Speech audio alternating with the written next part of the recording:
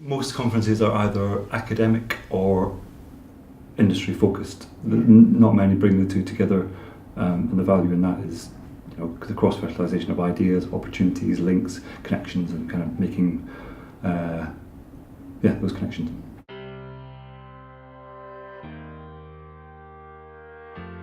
And it was a delight for me to see so many different kinds of people here, people who are researchers, people who are practitioners, people from private sector, people from public sector, people from outside the built environment.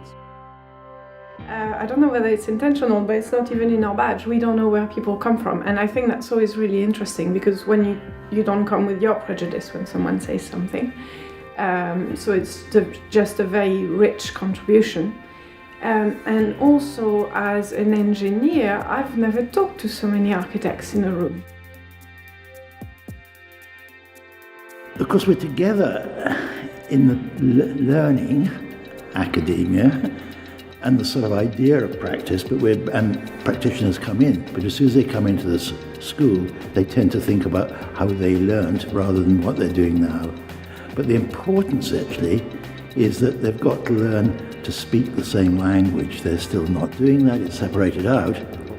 So the great opportunity here today and the Department of the Reading is that you can explore, without all those boundaries, the relationship between practice and academia. So I was really interested to come to the conference to see the academic and the architectural worlds come together. And I think it does bring a really different flavour to an academic conference, having practitioners asking questions and contributing, and really looking at how research can become relevant in practice. Because the key value of research is it being used and it being disseminated, and if we don't know about it, then we can't use it and make improvements. So I think this is a great step in opening it up to practice, that there is research going on and it's really useful for practice, so it's really exciting.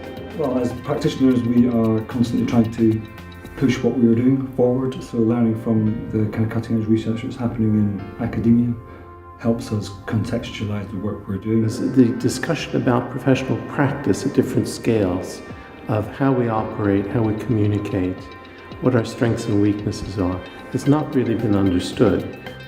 We like to discuss other matters about the products that we create, but not so much understanding the processes and how we can do better. The role of the architect is to work with all the others, and I would call it a designer rather than an architect.